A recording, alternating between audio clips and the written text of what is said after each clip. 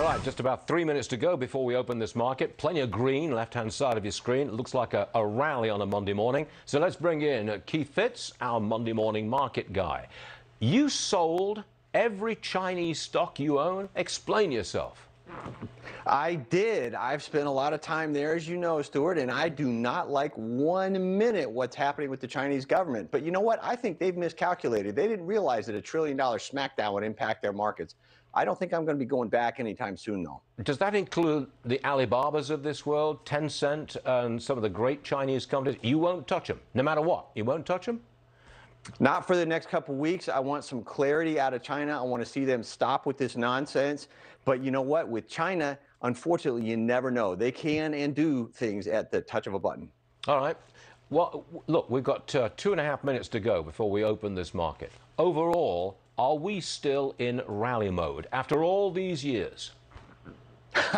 Yes, Stuart, I think we are. If the Fed stays on the sidelines, China stays quiet, we get decent jobs data, I think we are. There's going to be volatility, of course, because of all the money sloshing around in the system. But overall, I've actually been forced to raise my targets on the S&P 500 several times this year. And so I'm now going to go with 46.3870 for the year end.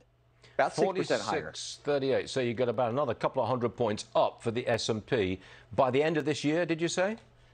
Correct, if the Fed stays on the sidelines particularly. Is there no sign of a correction, a big sell-off of any kind? I mean, is there no sign of it?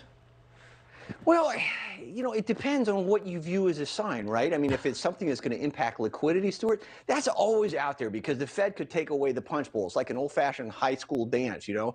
Music's going to stop if somebody does that. On the other hand, the companies are doing great. The economy is reopening. It's a global reset. Money is on the move. And it's hard to argue with that. The Delta virus coming on strong? No problem for the market? That one, admittedly, that does worry me because my fear from the very beginning has been that the virus mutates in such a way that it outruns current medical technology. So far, we've stayed ahead of it, but, you know, that challenge remains. I have to ask you about big tech.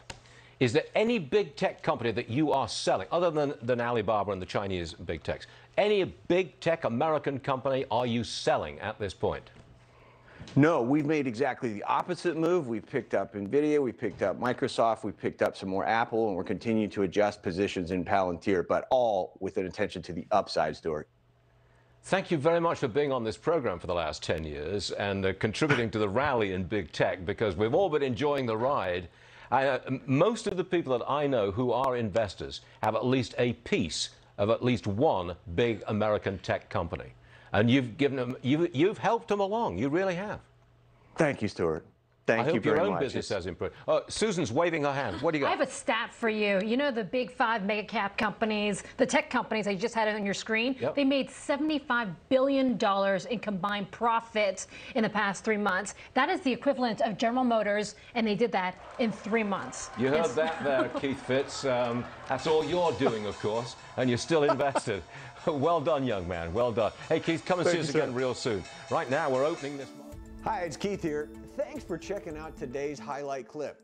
What'd you think? Did I make sense? Is there something you'd like to add? Make sure you leave a comment down below, and of course, click subscribe to keep up right here on YouTube, or sign up for the email newsletter at the link below. You can also find me on Twitter and Instagram for my real-time thoughts on markets, analysis, and a whole lot more.